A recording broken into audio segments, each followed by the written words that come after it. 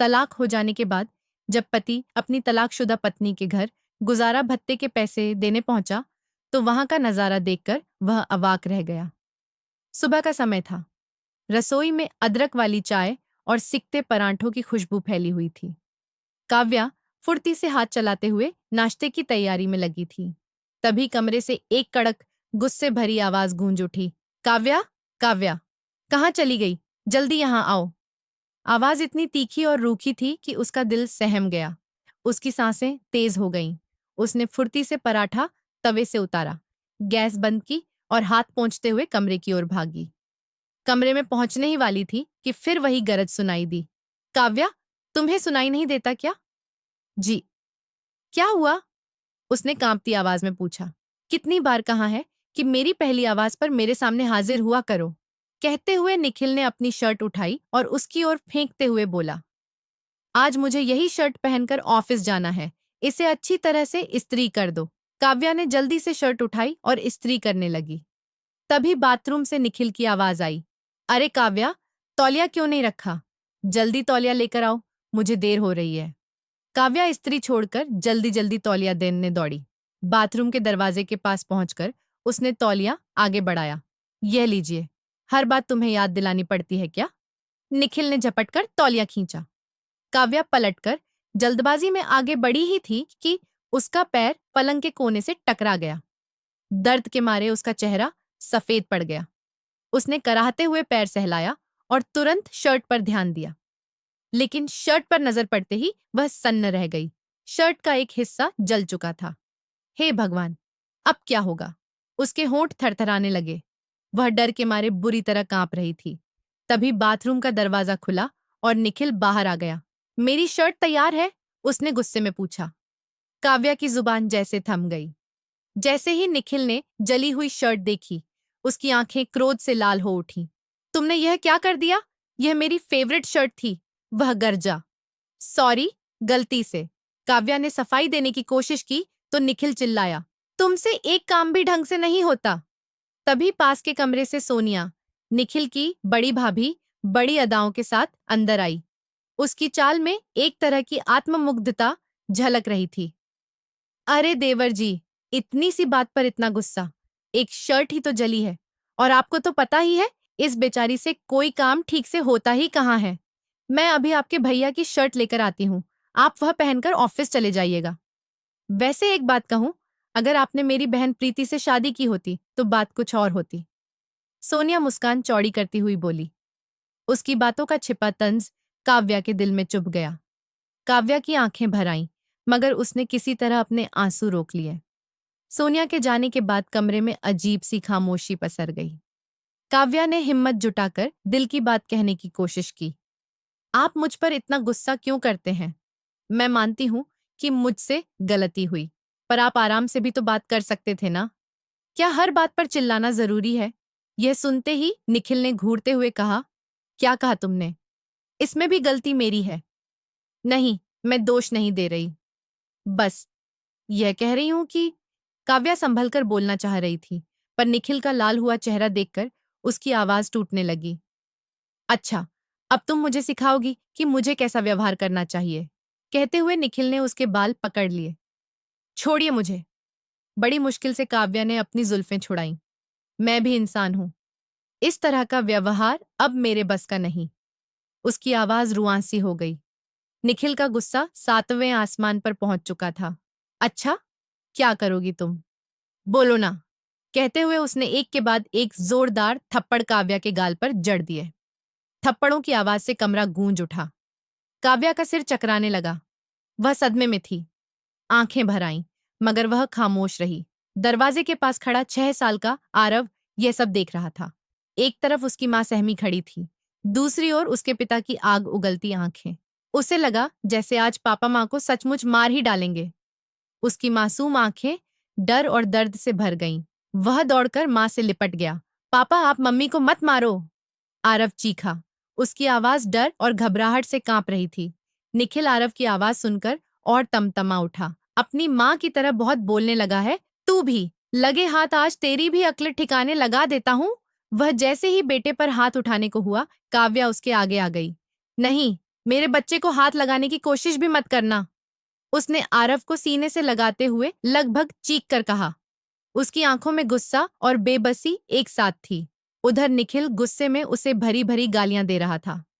कुछ देर बाद कोई दूसरी शर्ट पहनकर वह झल्लाता हुआ अपना बैग उठाकर दरवाजा पटक कर निकल गया। दरवाजा जोर से बंद हुआ और घर में सन्नाटा छा गया। काव्या घुटनों के बल बैठ गई और आरव को गले लगाकर फूट फूट कर रोने लगी। मम्मी, पापा इतना गुस्सा क्यों करते हैं? आरव ने रुआंसी आवाज में पूछा। काव्या के पास उसके सवाल का कोई जवाब नहीं था।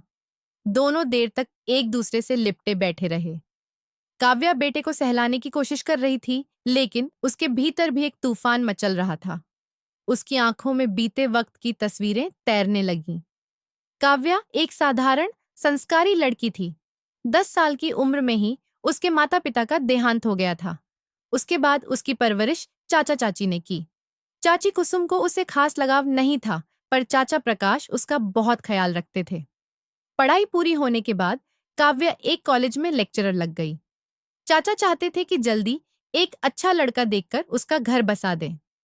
उधर मोहनलाल जी, निखिल के पिता, की तबीयत ठीक नहीं रहती थी, इसलिए वे चाहते थे कि उनके छोटे बेटे का विवाह उनके रहते ही हो जाए। मोहनलाल जी और प्रकाश जी एक दूसरे को अच्छी तरह जानते थे। एक बार मोहनलाल जी जब प्रकाश जी के घर आए तो उन्होंने काव्या को देखा। वह पढ़ी लिखी तो थी ही, घर के कामों में भी निपुण थी। उसकी शालीनता और व्यवहार से प्रभावित होकर वहीं पर उन्होंने अपने बेटे निखिल के लिए उसका हाथ मांग लिया। प्रकाश जी भी राजी हो गए, लेकिन बात इतनी सीधी नहीं थी।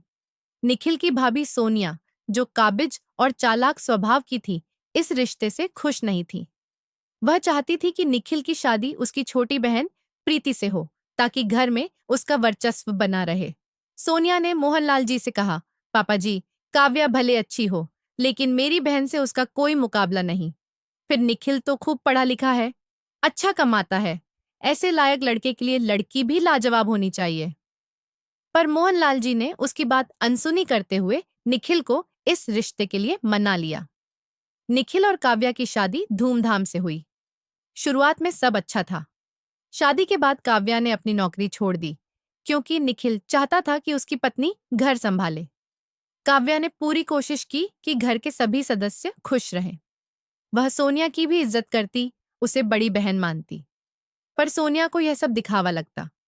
उसे यह मंजूर नहीं था कि काव्या घर में सम्मान पाए। वह हर वक्त उसे नीचा दिखाने के मौके तलाशती रहती। एक दिन जब काव्या मायके गई थी, सोनिया को मौका मिल गया। वह निखिल के पास आकर बोली, देवर जी, आप तो बड़े मॉडर्न और स्टाइलिश हो। यह काव्या आपकी बराबरी की कहाँ? कहाँ आप हैंडसम और कहाँ वह साधारण सी लड़की? निखिल ने तब कुछ नहीं कहा, पर उसकी सोच पर असर पड़ने लगा। धीरे धीरे उसका व्यवहार कठोर होता गया। छोटी छोटी बात पर डांटना, ताने मारना और कभी कभी हाथ उठा देना आम हो गया। काव्या इस बदलाव को समझ नहीं पाती। उसने कई बार निखिल से बात करना चाहा, पर जवाब हमेशा कटु और आक्रामक ही मिला। उसने जब सास से मन की बात कही, तो सास ने ठंडे स्वर में कहा, बहू, पति पत्नी में ऐसी छोटी मोटी बातें होती रहती हैं, इन्हें ज्यादा मत बढ़ाओ। किसी तीसरे के सामने रोने की बजाय कमरे के भीतर ही सुलझाओ। सास ने बात टाल दी, मगर ससुर मोहनलाल जी उसकी हालत समझते थे। वे अक्सर बेटे को अकेले में समझाते, पर निखिल एक कान से सुनकर दूसरे से निकाल देता। इसी बीच एक दिन मोहनलाल जी, जो दिल के मरीज थे, तेज दर्द से अकड़ गए। अस्पताल पहुंचने से पहले ही उनका देहांत हो गया।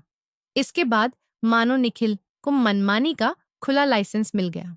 शादी के लगभग 2 साल बाद काव्या ने एक बेटे आरव को जन्म दिया। उसे लगा था कि अब निखिल का व्यवहार बदलेगा, मगर यह उसका भ्रम निकला। अब निखिल हर रात शराब पीकर घर आता। दरवाजा खुलते ही शराब की दुर्गंध घर भर में फैल जाती। काव्या दिन भर घर के काम करती और रात भर बच्चे के साथ जागती, पर निखिल को कोई फर्क नहीं पड़ता। एक रात उसने हिम्मत करके कहा, आप इतनी देर रात तक बाहर रहते हैं, पीकर आते हैं, कम से कम थोड़ा तो ख्याल करें। निखिल गुर्राया, किस बात का ख्याल करूं मैं? मैं काम करता हूं, घर चलाता हूं, और तू रोटियां पकाती है और बच्चे को संभालती है। तुझे मेरी कद्र करनी चाहिए। तू मेरे घर में रहती है, मेरे पैसों पर पलती है और मुझे ही सिखाएगी कि मुझे क्या करना चाहिए। उसने पास रखा गिलास पटका और धक्का देकर काव्या को जमीन पर गिरा दिया। पति के व्यवहार से आहत काव्या ने पूरी रात जागकर काटी। अगली सुबह जब निखिल सो रहा था, काव्या रसोई में नाश्ता बना रही थी। तभी उसकी जेठानी सोनिया आ धमकी। अरे काव्या, रात को फिर कुछ हुआ क्या? चीख पुकार की आवाज मेरे कमरे तक आ रही थी। वह मुस्कुराकर बोली। काव्या चुपचाप काम करती रही। सोनिया बोली, मैं तो पहले ही कहती थी तुम इस घर के योग्य नहीं। ना तुम अपने पति को संभाल पा रही हो, ना घर को। भाभी, प्लीज, मैं पहले ही बहुत परेशान हूं। परेशान? परेशान तो निखिल है तुम्हारी वजह से। उसकी जिंदगी तुमने खराब कर दी, कहकर सोनिया नाश्ता उठाकर चली गई। काव्या के सब्र का बांध टूटने लगा। अपना दिल हल्का करे भी तो किससे? उसने कुछ सोचा और अपने वारव के कपड़े एक बैग में रखे, थोड़े पैसे साथ लिए और चुपचाप मायके चली गई। मायके पहुंचकर उससे उम्मीद थी कि यहाँ उसे सहारा मिलेगा, पर जैसे ही उसने अपनी व्यथा चाचा चाची के सामने रखी, उनकी प्रतिक्रिया ने उसे भीतर तक हिला दिया। कुछ देर आपस में विचार विमर्श के बाद चाचा प्रकाश जी बाहर आए। देखो बेटी, हर घर में छोटी मोटी बातें होती रहती हैं। कभी कभार गुस्से में आवाज ऊंची हो जाती है। इसका मतलब ये नहीं कि बात को इतना बढ़ाया जाए। तुम्हें समझना चाहिए, सब सहकर अपने फर्ज निभाना ही तुम्हारी जिम्मेदारी है। काव्या स्तब्ध रह गई। वह कुछ कहती, उससे पहले चाची कुसुम बोली, देख काव्या, लड़की का असली घर ससुराल होता है। तू झगड़कर यहाँ बैठ जाएगी तो समाज में हमारी क्या इज्जत रह जाएगी। हमें अपनी बेटी की भी शादी करनी है। जैसे तैसे करके गृहस्थी की गाड़ी चलाओ। काव्या ने कांपती आवाज में कहा, चाचा, मैं उस नर्क में वापस नहीं जाना चाहती। बस और बहस मत करो, हम तुम्हारे भले के लिए कह रहे हैं। कल सुबह वापस अपने घर जाओ और जिम्मेदारियां निभाओ। ठंडे दिमाग से काम लोगी तो सब ठीक हो जाएगा। उस रात काव्या बहुत देर तक छत को देखती रही। आंखों में आंसू थे, पर अब उनमें दर्द के साथ गुस्सा भी था।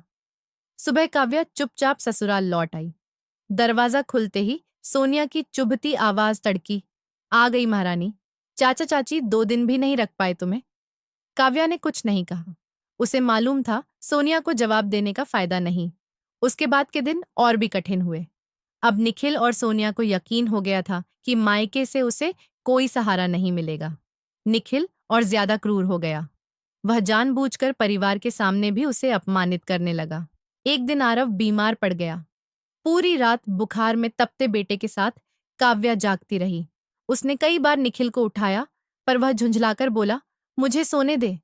वैसे भी ये सब तेरा काम है, मेरा नहीं। सुबह जब उसने डॉक्टर के पास जाने की बात कही तो निखिल ने साफ कहा, जाना है तो ऑटो करके चली जा, मेरे पास समय नहीं। भीतर तक टूट चुकी काव्या डॉक्टर को दिखाकर लौटी। अपनी इसी जिंदगी को नियति मान बैठी थी। पर आज जब जली हुई शर्ट पर निखिल हैवान बन उठा और उसने मारपीट की, तो यह सब देखकर आरव बुरी तरह सहम गया था। मां से लिपटा वह कांप रहा था। आरव की हालत देखकर काव्या सोचने लगी, अब खुद को और अपने बच्चे को इस नरक से कैसे निकाले। थोड़ी देर बाद उसने फोन उठाया। कॉलेज फ्रेंड्स के ग्रुप पर बातें चल रही थीं। हर साल की तरह इस बार भी गेट टुगेदर। वह हर बार जाने का सोचती, लेकिन निखिल के डर से मना कर देती। इस बार उसने खुद को नहीं रोका।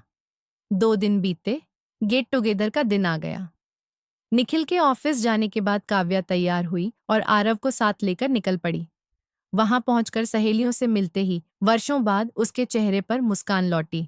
उसकी सबसे करीबी दोस्त रिया ने देखते ही कहा, काव्या, यह तुम हो? तुम्हें क्या हो गया है? कभी कॉलेज की ब्यूटी क्वीन और अब चेहरे से रौनक गायब। पहले तो काव्या ने बात टाल दी, पर तभी रिया की नजर उसकी गर्दन और बाजुओं पर पड़े निशानों पर पड़ी। ये निशान कैसे हैं काव्या? वह झिझक गई। सहेलियों के बार बार पूछने पर उसकी आंखें छलक पड़ी। उसने सब कुछ कह दिया, कैसे वह वर्षों से निखिल के अत्याचार सह रही है। यह सुनकर रिया की आंखें भी भर आईं। कुछ देर वह चुप रही, फिर बोली, काव्या, क्या तुम्हें नहीं लगता कि तुम अपने साथ साथ अपने बेटे की भी जिंदगी बर्बाद कर रही हो? तुम्हारी सबसे बड़ी भूल क्या थी, पता है? अपने हिटलर पति के कहने पर नौकरी छोड़ देना। अरे, तुम आज के समय की पढ़ी लिखी, होशियार लड़की हो, फिर इतना अन्याय कैसे सहन कर सकती हो? रिया की हर बात सीधे उसकी चेतना पर चोट कर रही थी। जहां बाकी लोग नाच गा रहे थे, वहीं रिया और काव्या गहरी बातचीत में थी। लौटते समय रिया ने उसे कार से छोड़ा और जाते जाते कहा, कभी भी जरूरत हो मुझे याद करना। घर पहुंचकर उसने चैन की सांस ली कि निखिल अभी तक नहीं आया था। उसे खबर लग जाती तो मुसीबत खड़ी हो जाती। अगली सुबह आरव को स्कूल भेजकर वह निखिल के लिए नाश्ता बनाने लगी। तभी सोनिया कमरे में आई। देवर जी, अपनी पत्नी को काबू में रखिए। कल पूरे दिन गायब थी महारानी। समझ नहीं आया कहाँ गई थी। न जाने कहाँ मटर गश्ती करती फिर रही थी। घर का सारा काम मुझे करना पड़ा। इतनी छूट भी ठीक नहीं है। पर आप उस पर गुस्सा मत कीजिएगा। मैं तो बस बता रही हूं कि आपकी पीठ पीछे क्या हो रहा है। यह सुनते ही निखिल की आंखों में अंगारे भड़क उठे। वह तेज कदमों से रसोई में गया। उस वक्त काव्या रोटी सेक रही थी। उसका मुंह दूसरी तरफ था। निखिल ने पीछे से बाल पकड़कर उसे घसीटा। मुझे बिना बताए घर से बाहर कैसे गई थी तू? किससे मिलती है मेरी पीठ पीछे? मैं अपनी सहेलियों से, दर्द से कराहती काव्या ने कहना चाहा तो निखिल चिल्लाया, मेरी जानकारी के बिना गई कैसे? इस घर में रहना है तो कायदे से रहना होगा। तभी उसका मोबाइल बज उठा। ऑफिस से फोन। वह भूल चुका था कि आज उसे जल्दी जाना था। उसने झटके से काव्या को छोड़ दिया, नाश्ता बिना खाए बैग उठाया और बाहर निकल गया। काव्या का शरीर दर्द से कराह रहा था, मगर मन की आग ने उसे उठकर कुछ करने का हौसला दिया। उसने आंसू पोंछे और ठान लिया, अब अपने और अपने बेटे की जिंदगी बदलनी ही होगी। घर के सारे काम निपटाकर उसने अपना पुराना लैपटॉप चालू किया, सारे प्रमाण पत्र निकाले और रिज्यूमे अपडेट किया। उसने तय किया, अब आत्मनिर्भर बनना है। शहर के हर कॉलेज और स्कूल की वेबसाइट पर जाकर नौकरियां खोजी। पर जहां भी रिक्तियां थीं, वहां अनुभवी उम्मीदवार चाहिए थे। उसके पास तो अनुभव था ही सही, लेकिन अब तो 5 वर्षों का लंबा अंतराल भी था। फिर भी उसने हार नहीं मानी। कई जगह आवेदन और ईमेल भेजे। शाम तक वह लैपटॉप पर टकटकी लगाए किसी संभावित जवाब का इंतजार करती रही। तभी दरवाजे पर तेज दस्तक हुई। उसने खोला। सामने निखिल खड़ा था। उसके हाथ में एक लिफाफा था। काव्या ने लिफाफा लिया, अंदर जाकर खोला। कागजों पर लिखा हर शब्द उसकी आत्मा पर हथौड़े की तरह पड़ रहा था। तलाक। काव्या के होंठ कांपे। तलाक? हाँ, निखिल ने ठंडे लहजे में कहा। और सुन लो, आरव अब मेरे पास रहेगा। तुम बेरोजगार हो, कोई काम धंधा नहीं करती, इसलिए बच्चे की देखभाल के लायक नहीं हो। काव्या ने कागजों की ओर देखा, फिर आरव के मासूम चेहरे पर। आंखों में पानी तैर आया। दिल किया फूट फूट कर रो पड़े, पर उसने खुद को संभाल लिया। आज हार गई तो आरव का भविष्य बर्बाद हो जाएगा। नहीं, कुछ करना होगा। रात भर वह सोचती रही, अगला कदम क्या हो। सुबह उसने रिया को फोन किया। रिया, मैं अब इस घर में और नहीं रह सकती। उसकी आवाज कांप रही थी। क्या हुआ काव्या? निखिल ने तलाक की प्रक्रिया शुरू कर दी है। वह आरव को मुझसे दूर करना चाहता है। मैं अपने बच्चे से अलग होकर नहीं जी पाऊंगी। मुझे तुम्हारी मदद चाहिए। मेरे लिए किराए पर एक छोटा सा घर ढूंढ दो। रिया ने फौरन कहा, तुम चिंता मत करो। किराए का घर ढूंढने की क्या जरूरत? तुम मेरे साथ रह सकती हो। नहीं, रिया, मेरे ससुराल वाले उंगली उठाने में देर नहीं करेंगे। अगर मैं तुम्हारे घर आई तो मेरे चरित्र पर कीचड़ उछालेंगे। कोर्ट में इसे मेरे खिलाफ इस्तेमाल करेंगे। कोई बात नहीं काव्या, मैं तुम्हारे लिए किराए का घर ढूंढती हूँ। फिक्र मत करना। यही समय है खुद को साबित करने का। मैं तुम्हारे साथ हूँ। उसी दिन रिया ने अपने घर के पास एक छोटा सा घर ढूंढ दिया। काव्या ने अपने और आरव के कपड़े पैक किए, जरूरी कागजात और जमा पैसे उठाए और मौका देखकर चुपचाप घर से निकल गई। शाम को निखिल घर लौटा। हमेशा की तरह जोर से बोला, काव्या, पानी लाओ जल्दी। पर घर में सन्नाटा था। उसने रसोई में झांका, कोई नहीं। उसने आरव के कमरे में देखा, वह भी खाली। फिर अपने कमरे में आया तो टेबल पर एक लिफाफा दिखा। उसने खोला। अंदर काव्या का पत्र था। पत्र में लिखा था, निखिल, मैंने तुम्हारे साथ कई साल बिताए। हर ताना, हर दर्द सहा, लेकिन अब और नहीं। तुमने मुझे हमेशा कमजोर समझा, पर अब मैं अपने बेटे के साथ नई जिंदगी शुरू करूंगी। तुम्हें जो करना है करो। अब मैं तुम्हारे साथ नहीं रहूंगी। काव्या। पत्र पढ़कर निखिल के बदन में गुस्से की लहर दौड़ गई। वह सोफे पर धंस गया। उसने तलाक के कागज तो धमकाने के लिए बनवाए थे, पर दांव उल्टा पड़ गया। देर रात भूख लगी तो रसोई में जाकर देखा, एक थाली में ठंडी रोटियां और सब्जी रखी थी। मन मसोस कर खाई और चुपचाप सो गया। अब उसकी पसंद की सब्जी और गर्मागर्म रोटियां बनाने वाली काव्या नहीं थी। अगले दिन भी घर वैसे ही चला, बस आज निखिल की कड़क आवाज गुम थी। वह उदास रहने लगा। अकड़ में था कि फोन नहीं करेगा, पर भीतर ही भीतर पत्नी की कमी उसे खाए जा रही थी। ऑफिस के काम पर भी ध्यान नहीं रहा। प्रदर्शन गिरा तो कंपनी ने उसे नौकरी से निकाल दिया। कहीं और अच्छी नौकरी नहीं मिली, छोटी मोटी नौकरी करनी पड़ी। उधर किराए के छोटे से घर में रहते हुए काव्या ने समझा, परेशानियां ताकत को परखने आती हैं। अपने बेटे को सुरक्षित बचपन और उज्जवल भविष्य देना ही उसका सबसे बड़ा लक्ष्य था। लेकिन पैसों की तंगी रोज बढ़ रही थी। उसने फिर कई स्कूल कॉलेज में आवेदन भेजे, पर हर जगह से निराशा। तब रिया बोली, काव्या, कहीं नौकरी नहीं मिल रही तो क्या हुआ? तुम्हारी काबिलियत तुम्हारे साथ है। मतलब यह कि बाहर दरवाजे बंद हैं तो अपनी किस्मत का दरवाजा खुद खोलो। तुम्हारे अंदर इतना हुनर है कि तुम कुछ भी कर सकती हो। आजकल सोशल मीडिया का जमाना है। अगर इंसान में हुनर हो तो किसी भी प्लेटफॉर्म से पहचान बना सकता है। तुम्हारा पढ़ाने का तरीका हमेशा बेहतरीन रहा है। क्यों ना तुम बच्चों के सिलेबस पर आधारित वीडियो बनाकर सोशल मीडिया पर डालो। सुझाव अच्छा है। जानकारी पूरी नहीं है, पर जहां चाह वहां राह। काव्या ने स्मार्टफोन उठाया और घंटों मेहनत करके वीडियो बनाने की तकनीक सीखी। 12वीं के बच्चों की परीक्षा नजदीक थी। उसने पहले उन्हीं के टॉपिक चुने। अगले दिन रिया ने कैमरा सेट किया और काव्या ने पढ़ाना शुरू किया। उसकी आवाज में आत्मविश्वास था। समझाने का तरीका इतना सरल कि कठिन विषय भी आसान लगे। पहला वीडियो अपलोड करते समय वह संकोच में थी। क्या कोई देखेगा? रिया हंसी। चिंता मत करो, काम अच्छा है, लोग खुद ढूंढ लेंगे, बस धैर्य रखो। कुछ ही दिनों में वीडियो पर अच्छे व्यू आने लगे। कमेंट्स आने लगे, आपका तरीका बहुत अच्छा है, अगला टॉपिक जल्दी डालिए, आपने मेरे बच्चे का डर खत्म कर दिया, धन्यवाद। ऐसे ऐसे कमेंट्स से बॉक्स भर गया। काव्या की आंखों में चमक लौट आई। उसने और वीडियो बनाने शुरू किए, विषयों का विस्तार किया, दिन रात मेहनत जारी रखी। 1 महीने में ही हजारों लोग उससे जुड़ गए। कुछ समय बाद सोशल मीडिया से होने वाली आमदनी ने उसे आर्थिक रूप से सक्षम बना दिया। उसने आरव का दाखिला एक अच्छे स्कूल में कराया और खुद भी नए कोर्स करके अपने ज्ञान को बढ़ाने लगी। उधर काव्या के घर छोड़ने के बाद ससुराल का माहौल बदल गया। सोनिया रसोई में बर्तन पटकते हुए बड़बड़ा रही थी। निखिल बोला, भाभी, अभी तक नाश्ता नहीं बना? नाश्ता? क्यों नहीं? अब मैं यहाँ सबकी नौकरानी ही हूँ। आखिर मैं भी इंसान हूँ। हद हो गई, कितना काम करूं? जब काव्या थी सब ठीक चलता था। तभी सासू मां ने कमरे से आवाज लगाई, सोनिया, मेरी दवाई और चाय? मुझसे नहीं होगा, अपने बेटे से कहिए, मैं कोई काम वाली नहीं हूं। मां ने गुस्से में निखिल को पुकारा, क्यों देख रहा है? कुछ करता क्यों नहीं? काव्या को वापस बुला ले, इससे पहले कि घर बिखर जाए।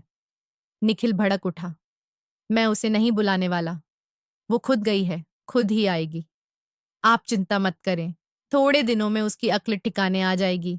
मैं उसे खूब जानता हूं। तभी दरवाजे की घंटी बजी। सोनिया ने दरवाजा खोला, फिर चिल्लाई, निखिल, बाहर आओ, देखो तुम्हारे लिए क्या आया है। निखिल तेज कदमों से बाहर आया, चेहरे पर झुंझलाहट। सोनिया ने एक कागज थमाया, तलाक के कागज हैं, साइन करके भेजे हैं तुम्हारी पत्नी ने, अब भुगतो अपनी करनी। कागज देखते ही निखिल के पैरों तले जमीन खिसक गई। यकीन नहीं हुआ, काव्या ने इतना बड़ा कदम उठा लिया। मामला कोर्ट में गया। पहली सुनवाई में ही काव्या ने बताया कि कैसे उसे मानसिक और शारीरिक प्रताड़ना झेलनी पड़ी। निखिल के वकील ने शब्दों से वार किया, मैडम, आपने शादी से लेकर 5 साल तक कोई शिकायत नहीं की, अचानक अभी तकलीफ कैसे? काव्या ने आत्मविश्वास से कहा, मैंने अपनी शादी बचाने के लिए सब सहा, पर अब मेरी सहनशक्ति खत्म हो चुकी थी। यह कदम मजबूरी में उठाना पड़ा और इस मजबूरी के लिए मेरे पति और ससुराल वाले ही जिम्मेदार हैं। निखिल के वकील ने उसे बदचलन और लापरवाह मां तक कह दिया, जो महिला खुद घर छोड़कर चली गई, जिसका चाल चलन संदिग्ध हो। उसे बच्चे की कस्टडी कैसे? काव्या ने मजबूती से अपना पक्ष रखा, गवाह और मेडिकल रिपोर्ट पेश की, जो घरेलू हिंसा साबित कर रही थी। सबसे बड़ा मोड़ तब आया जब आरव को कोर्ट में बुलाया गया। वह मां का हाथ पकड़कर अंदर आया। जज ने प्यार से पूछा, बेटा, आप किसके साथ रहना चाहते हो? आरव ने बिना डरे कहा, मैं अपनी मम्मी के साथ रहना चाहता हूँ। पापा मम्मी को बहुत मारते थे, जोर जोर से चिल्लाते थे। मम्मी बहुत रोती थी। मेरे पापा बहुत बुरे हैं। मैं उनके साथ नहीं रहना चाहता। आरव की बात सुनकर निखिल का चेहरा शर्म से झुक गया। केस जीतने की उम्मीद लगभग खत्म हो गई। अगली सुनवाई में फैसला आना था। अब तक काव्या ने किस्तों पर एक छोटा सा घर भी खरीद लिया और आरव के साथ वहां शिफ्ट हो गई। अंतिम सुनवाई से ठीक एक दिन पहले निखिल का फोन आया। उसने मिलने की बात कही। मैं तुमसे मिलना नहीं चाहती, काव्या ने साफ कहा। एक आखिरी बार, बस 5 मिनट, प्लीज। बहुत मनाने पर वह मान गई। करीब 15 मिनट बाद निखिल काव्या के घर के बाहर खड़ा था। नेम प्लेट पर काव्या का नाम चमक रहा था। बेल बजाई। काव्या ने दरवाजा खोला, अंदर आने का इशारा किया। घर छोटा था मगर सुव्यवस्थित, हर जरूरी चीज मौजूद। क्या बात करनी थी? काव्या ने सीधे पूछा। निखिल ने स्वर नरम किया। काव्या, मुझे तुमसे कुछ कहना है। बस 5 मिनट। मुझे अपनी गलतियों का एहसास हो गया है। तुम्हारे जाने के बाद समझ आया तुम मेरे जीवन में कितनी अहमियत रखती थी। तुम्हारे बिना घर बिखर गया। माँ बीमार रहती हैं, भाभी हर रोज झगड़ा करती हैं। और सच कहूं, कोर्ट में जो कुछ भी आरव ने मेरे बारे में कहा, उसके बाद से मैं अपनी ही नजरों में गिर गया हूं। मैंने तुम्हारे साथ बहुत बुरा किया है, काव्या। अच्छा, अब जब तुम्हारी जिंदगी में सब कुछ उलट गया है, तब तुम्हें मेरी और आरव की याद आ रही है? नहीं, सच में मुझे अपनी गलती का एहसास है। बस इतना चाहता हूं, यह तलाक का मामला छोड़ दो, मेरे साथ वापस चलो। सब फिर से शुरू करते हैं। और आरव के बारे में भी सोचो, उसे अपने पिता की जरूरत है। हाँ, सही कहा, आरव को अपने पिता की जरूरत है, पर ऐसे पिता की जो उसका आदर्श बने। तुम्हारे जैसे पिता जो पत्नी का अपमान करे, डराए, मारपीट करे, वह उसके आदर्श कभी नहीं बन सकते। मैं जानता हूं, मैंने बहुत गलतियां की हैं। वादा करता हूं, अगर तुम लोग मुझे एक मौका दोगे तो मैं सब ठीक कर दूंगा। बस एक बार माफ कर दो। मौका? हर दिन तुम्हारे लिए मौका था निखिल, पर तुमने हर बार उसे बर्बाद किया। माफी तब होती है जब गलती अनजाने में हो। तुम्हारी गलतियां जानबूझकर थीं। मैं तुम्हें माफ नहीं कर सकती। और सच कहूं, अब मेरी जिंदगी में तुम्हारे लिए कोई जगह नहीं। तुम जा सकते हो। निखिल ने एक आखिरी नजर आरव पर डाली और भारी मन से बाहर निकल गया। दोस्तों, जब औरत अपने साहस और आत्मसम्मान के साथ आगे बढ़ती है, तो वह सिर्फ अपनी कहानी नहीं बदलती, दुनिया के लिए भी मिसाल बन जाती है। काव्या ने साबित कर दिया कि हर इंसान को अपनी कहानी खुद लिखने का हक है। तो दोस्तों, यह थी आज की कहानी। इस कहानी पर आपकी क्या राय है? कमेंट में जरूर लिखिए। अगर आपको कहानी पसंद आई हो तो वीडियो को लाइक करें, चैनल को सब्सक्राइब करें और बेल आइकन दबाकर ऑल पर सेट कर लें, ताकि नए वीडियो की सूचना आपको तुरंत मिल सके। धन्यवाद।